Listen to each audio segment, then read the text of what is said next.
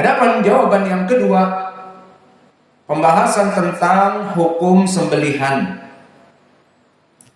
Maka disebutkan dari pertanyaan, keluarga kami kaya raya, namun qadarullah mereka tidak pernah dalam setahun itu menyembelih. Maka kita katakan kepada yang menanyakan, nasihati, mungkin tidak sampai ilmu kepada mereka karena mereka sibuk dengan dunia. Nasihati bahwa ini adalah ibadah yang besar. Namun pertanyaannya di sini, apakah perkara sembelihan kurban di Idul Adha perkara yang wajib sehingga mereka yang kaya raya dari keluarganya ini setiap tahun mendapatkan dosa karena mereka tidak membeli sembelihan dan menyembelih untuk Allah berkurban padahal mereka mampu. Maka kesimpulannya pertanyaan di sini, apakah dosa besar bagi mereka orang-orang yang mampu dan tidak pernah setiap tahunnya untuk menyembelih baik sapi, kambing ataupun unta. Maka telah terjadi ikhtilaf di kalangan para ulama tentang hukum sembelihan. Kemana kau? Ikhtilaful ulama dalam permasalahan hukum sembelihan menjadi dua pendapat. Pendapat yang pertama, mereka yang mengatakan wajib, dan ini adalah pendapat Ar-Rabi'ah, Sufyan Az-Zawri, Al-Auza'i, Al-Laits ibn Sa'ad, dan yang masyhur dari madhab yang empat, Abu Hanifah. Maka mereka mengatakan hukumnya wajib. Maka maknanya jika wajib, bagi mereka orang-orang yang mempunyai uang setiap tahunnya, mampu untuk membeli kambing satu keluarga hanya 3 juta, 3 juta setengah, sekarang mungkin naik 4 juta, ataupun membeli sapi seharga 20 juta kurang dan lebih, mampu setiap tahunnya mereka mempunyai uang ratusan juta di bank, namun tidak pernah melaksanakan sembelihan satu kambing pun. Maka menurut pendapat pertama Abu Hanifah dan yang lainnya seperti Ats-Tsauri, Ar-Rabi'ah, Laits ibn Sa'ad, Al-Auza'i, berdosa besar jika mengetahui hukumnya dan mampu dan tidak melaksanakan sembelihan untuk Allah. Ini pendapat yang pertama. Pendapat yang kedua, pendapat jumhur ulama. Kita katakan jumhur maknanya dari 4 madhab berkesendirian tadi wajib Abu Hanifah, dan 3 dari imam madhab menyelisihi Abu Hanifah, dikatakan jumhur maknanya kelompok yang besar. Maka pendapat Imam Malik dan muridnya Imam Asy-Syafi'i dan muridnya Syafi'i Imam Ahmad semuanya mengatakan sunnah muakkadah, dan ini pendapat yang kita ambil dari imam 4 madhab dan yang sebelumnya dari salaf sebelum mereka seperti Atha ibnu Abi Rabah, Al-Aswad, Al-Qamah, Sa'id ibnu Musayyib, dan juga dari tabi'i kibar tadi kami sebutkan sebelum Malik dan Syafi'i dan Ahmad telah mengatakan sunnah.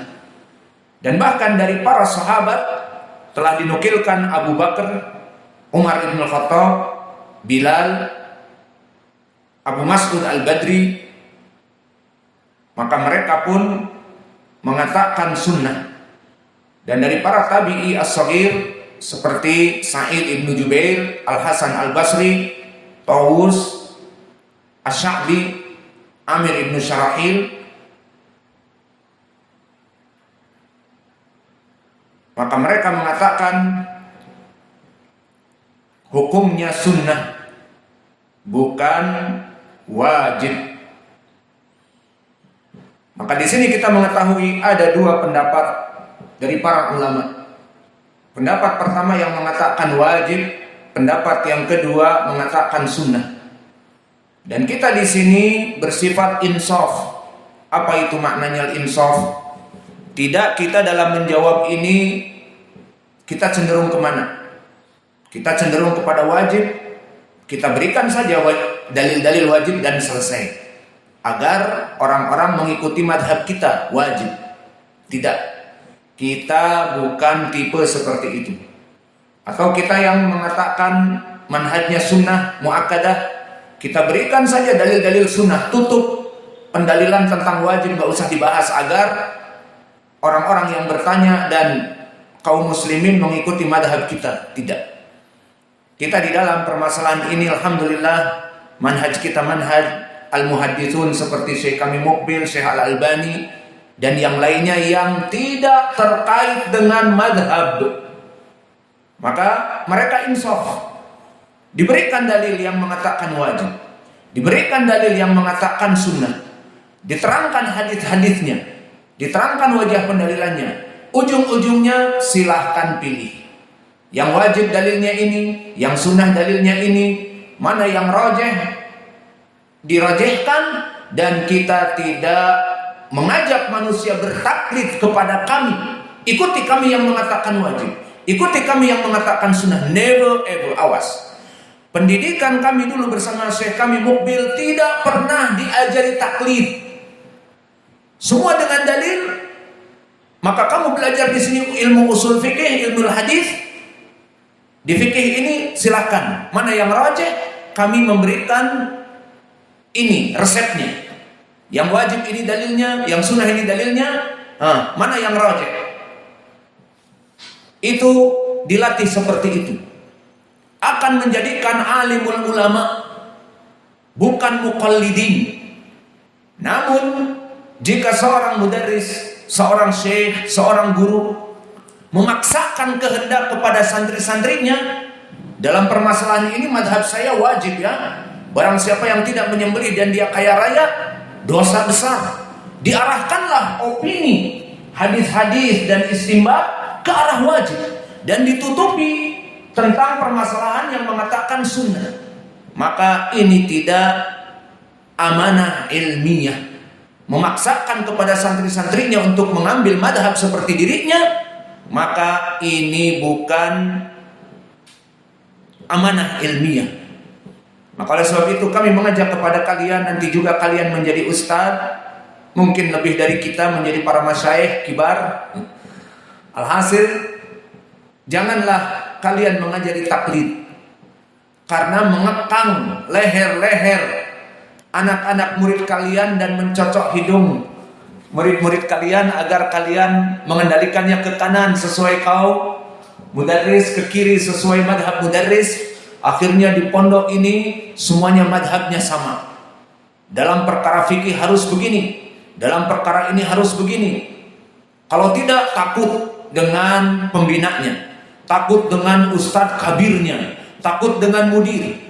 Kadang-kadang ada santri yang dia itu mempunyai ilmu dan sangat agresif kepada dalil-dalil dan sangat peka dan mengetahui mana yang rajih. Namun bahkan belajar dengan ulama misalnya di Yaman atau di Saudi. Namun pas balik ke pondok itu, karena dia bekerja dengan ustadz kabir di sana dan ustadz kabir di sana memaksakan madhab, maka akhirnya dia mengikuti madhab di pondok tersebut. Padahal dia sudah belajar dengan ulama dan sebagainya. Maka permasalahannya apa? Kenapa kamu menyelisihi pendapat kamu dan pendapat ulama dan kamu tahu dalilnya? Ana takut. Takut apa? Pas anak sholat di sebelahnya dilihatin nama mudir ini, aku madhabnya menyelisihi dia apa tidak? Aku takut. Jadi sembahyang kamu tidak mengikuti sunnah yang kamu yakini, enggak, mengikuti madhab yang ada. Kenapa? Takut nanti aku dipecat dari pekerjaannya, atau disebutkan kamu menyelisihi imam besar. Siapa imam besar itu? Siapa kamu? Kamu harus bertaklid dan sebagainya. Maka kami di sini di Ma'had Muqbil Al-Wadi'i tidak mengajarkan taklid. Semua perkara-perkara fikih akan kita kupas secara insaf. Apa insaf? And justice for all. Keadilan untuk semua. Kita berikan sekarang dua pendapat, yang wajib dan yang sunnah. Kita berikan nih dalil yang wajib, nih dalil yang sunnah. Kemudian dibongkar hadis-hadisnya, dan dari ilmu usul mana wajah pendalilan nyambung atau tidak dengan pendalilan ilmu usul fikih. Nanti ketahuan dari segi lughah ini memberikan makna wajib ataupun sunnah, maka nanti ketahuan. Nah, silahkan pilih. Wajib ini dalilnya, sunnah ini dalilnya, maka diarahkan kita sebagai yang mengarahkan. Kalau saya cenderung hukumnya demikian dari perkara yang ada, silahkan pilih. Maka perlu diketahui di Ma'had Muqbil Al-Wadi'i tidak mencetak santri-santri muqallid. Namun mereka-mereka yang tidak muqallid kepada kita juga harus dengan dalil. Karena kita akan menanyakan, mana dalilmu kalau kamu tidak mengikuti kami? Hatu burhanakum in kuntum shadiqin. Dan di antara kita saling ihtiram.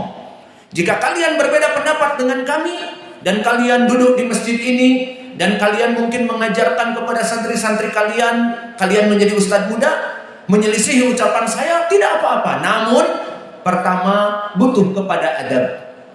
Jangan mentang-mentang bebas berpendapat, demokrasi, kemudian kalian di bawah membicarakan ustadznya. Saya tidak cocok dengan ustadz ini, pendapatnya begini begitu, saya tidak cocok. Digembosilah murid-murid yang baru dia ajar, 2, 3 orang, 4 orang, pendapat ustadz terlalu ekstrim, salah, bla bla bla.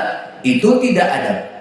Karena di sini kita mengajari manusia untuk tidak mengikuti dan mengikat ustadz-ustadznya dan tidak mengejek kepada yang berbeda pendapat. Maka barang siapa yang berbeda pendapat dengan kami, kita katakan terserah. Karena kita di sini tidak meminta kalian untuk tunduk taklid kepada kami, namun dengan dalil-dalil yang kalian punya sebutkan mana pentarjihannya. Dan yang kedua, jika memang tetap berbeda pendapat, hargai madhab yang ada di sini dan ustadz kalian yang mengajari kalian. Dan itu yang ada di tempat kami Syekh Muqbil. Banyak dari para masyayikh pendapat Syekh kami Muqbil begini, sesuai pendapat jumhur. Namun wallahu a'lam yang rajih pendapat Syekh fulan dalilnya ini. Dan Syekh Muqbil di markas ini berpendapat begini. Tidak apa-apa, selama tidak menghinakan mudir yang ada sehingga nanti akan terjadi perpecahan dari santri-santri. Faham? Maka awas, tidak kita mengekang antum menjadi satu nada, satu irama, satu pet, satu arah dalam masalah fikih, sehingga fikihnya di Masjid Muqbil Al-Wadi'i ataupun di Ma'had Muqbil Al-Wadi'i harus sama dan tidak boleh ada yang beda. Yang beda nanti akan dicecar dengan pertanyaan dan sebagainya, tidak. Namun tidak juga terlalu demokratis, mentang-mentang kita tidak memaksakan madhab fikhiyah. Boleh ada yang menggunakan demikian dalam sholatnya, boleh ada yang berbuat demikian dalam sholatnya. Namun dia menyelisihi dari mudir atau guru yang mengajarnya, membawa murid-murid yang dia bawa untuk menyelisihi gurunya, sehingga terbagi-bagi guru dari pemahaman dan terpecah-pecah dan dikotomi, menyebabkan perpecahan. Ini pun kita tidak menginginkan. Lalu yang kita inginkan apa? Insaf, tengah-tengah. Tidak kami mengajak taklid kepada kalian ikuti dalil, tapi tidak mananya kalian menyelisihi kami dengan penuh penghinaan dan propaganda dan menggembosi santri-santri untuk dibawa kepada pemikiran kalian yang berbeda dengan kita. Paham ya? Inilah yang perlu diperhatikan. Maka di tempat kami Syekh Muqbil, kami melihat mereka mengajari kami ilmu bukan taklid. Sehingga kita sangat heran jika ada suatu markas di Indonesia yang jauh dari ulama dan sebagainya, kemudian memaksakan kehendak harus di pondok itu semuanya sama, harus si santri itu mengikuti madhab dari mudirnya, dari pemimpinnya, sehingga dijadikanlah murid-murid itu bagaikan kerbau dicocok hidung, padahal mereka diajari ilmu. Kalau mereka hanya sekedar menghafal Al-Quran, mungkin bisa digeret seperti itu. Namun di sini diberikan ilmu hadis, diberikan ilmu usul fikih, diberikan ilmu fikih, diberikan pendapat-pendapat ulama. Seperti sekarang soal jawab diberikan 2 arahan dan pendalilan, dan mana yang rajih, maka tidak akan ada permasalahan taklid di antara kita. Kembali kepada masalah, kita bersifat insaf di sini. Maka mana pendapat jumhur yang mengatakan sunnah dalil-dalilnya, dan mana pendapat Abu Hanifah dan yang lainnya yang mengatakan wajib. Lalu mana yang rajih?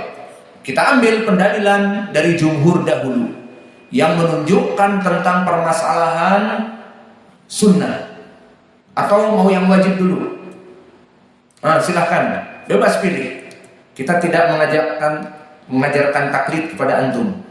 Mau kita bahas pendalilan wajib dulu atau sunnah dulu? Ayo jawab. Ayo jawab. Mau kita jelaskan wajib dulu atau sunnah dulu? Mau sunnah dulu? Baik. Pendalilan jumhur yang mengatakan sunnah, tentunya lafaz-lafaznya tidak memaksa. Lafaz-lafaznya tidak menyebutkan kalau tidak melaksanakan sembelihan maka akan diberikan adab dan iqab, dan lafaz-lafaz yang keras. Ini makna dari hukumnya sunnah. Maka apa maknanya istihbab hukumnya sunnah? Jika dia menyembelih dia dapat pahala, dan jika dia tidak menyembelih dan mampu, mungkin uangnya butuh untuk biaya makan, mungkin